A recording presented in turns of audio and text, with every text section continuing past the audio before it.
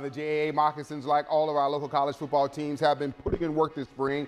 The Mocs under their head coach, who you know very well, Clay High alum and former NFL star Nolan Carroll. His team looking to bounce back after a rough 2024 season. Coach, so good to see you. CP, good to see you as well, too. Yes, sir. I've been all over your social media. I've seen you guys been working out on your practice field. You've been working out at the beach. Your early impressions of your squad here in the spring? Yeah, I'm very impressed by our squad. I think the guys from last year, understanding what we went through was a learning lesson. It was a big learning lesson about accountability, discipline, culture. Those guys coming back understand the values of those things to make a team successful. And the young guys that we have coming in that have been participating in some of our spring workouts, having them around the guys from last year is really building the foundation for us to go forward into 2025. So I've been very impressed. The season, as I said at the top, did not go obviously the way you had hoped. You've made some changes. Why didn't you guys play as well last year, and what changes have you made? Yeah, well, first of all, I made changes to the coaching staff. I was able to hire an offensive coordinator. I was able to hire a receiver coach, a special teams coordinator, O-line coach, guys that are very experienced, guys that have pro-level experience to be able to give these kids the knowledge that they need to elevate their mindset at the next level, because that's what it's about as you continue to rise up.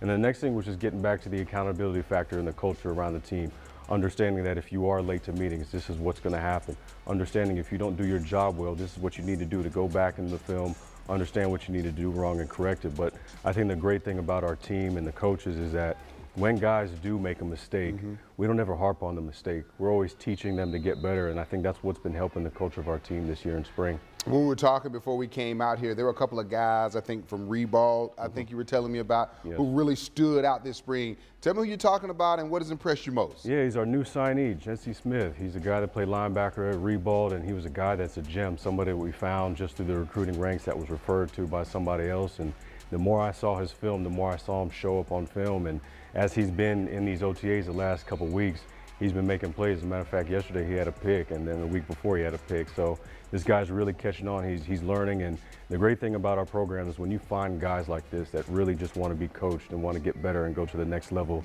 in the right way, that's when you can really pour into them and give them that right information, because they're going to apply it immediately. And once they do and they see that they're making plays, it just builds their confidence. And hopefully they can become impact players on our team and at the next level as well. Year number 5 for you. You've had a lot of success since you took over at the school. First time you had a losing season. Did it require you to do some soul searching? Oh, it definitely did. It definitely did. As the season ended, I was able to sit back and review every single week, understanding how was I able to prepare these guys to get them ready? Did I get them right or did I not? And most of the time it was not. So I had to know what are the things that I need to get back to. And it's really the foundational things, the things that Coach Parcells taught me, Ralph Friedgen taught me, Chip Kelly, Doug Peterson, just the foundational work of understanding what team and culture is.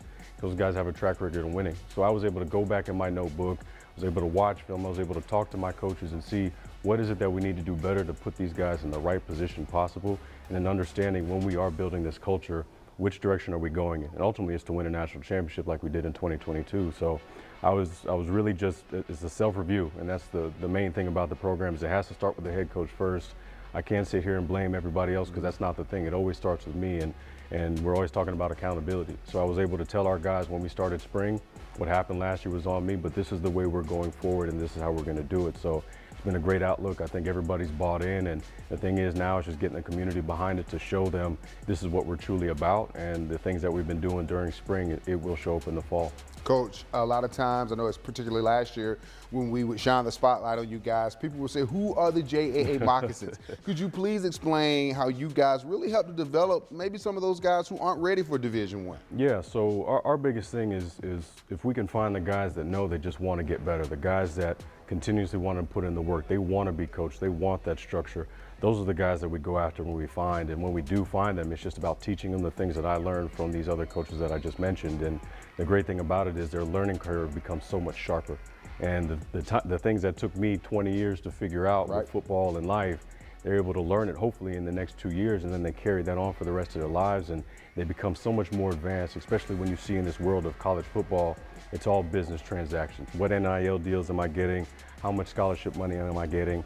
When we can teach them and let them understand this is the way you position yourself to be able to get those deals, to be able to get those scholarships, this is how you do it, this is the path, and then eventually once they start buying into their own process, then they start reaping the benefits, and that actually helps pave the way for the other guys behind them that shows. So it's a cycle it's a positive cycle, because when you show them how to do it, they do it right.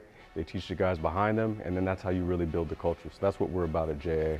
Now, my sight is not as good as it used to be. As you can see, I'm wearing still glasses. fresh. But thank you. But you still look like, to me, you can suit up. Do you miss getting out there on the field? There are times I do, and I talk to my buddies. As a matter of fact, I was talking to Darren Sproles a couple weeks ago. He's my teammate in Philly, and we're just talking about certain conversations, certain games, and when you're taken back to that place of competition, and you think about the crowd, you think about the conversations, you think about the plays that you make, it brings you back to that moment. But ultimately, I hung it up. I could go if I wanted to. I could probably play 15 plays a game. So are you practicing? Are you getting on the practice field at all? I'm out there. Okay. But I'm not trying to prove anything. I'm just I'm being out there, kind of get my sweat in with them. But at the same time, it comes down to me teaching. I'm never trying to prove anything to them. It's more of, if I can show you the right way, the correct way how to do it, they begin to do it. It becomes muscle memory. But for me, those days are done. I've done them. My body, if I were to actually play a game, I'd probably be out for the next 3 weeks if I were to do that. But it's always good to go down memory lane and really see what you accomplished with football and the guys that you were able to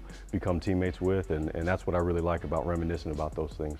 Nolan Carroll, the head coach of the Moccasins, doing his thing. He claims he doesn't play anymore. I don't believe him. Thank you, Coach. Yeah, no problem. All right.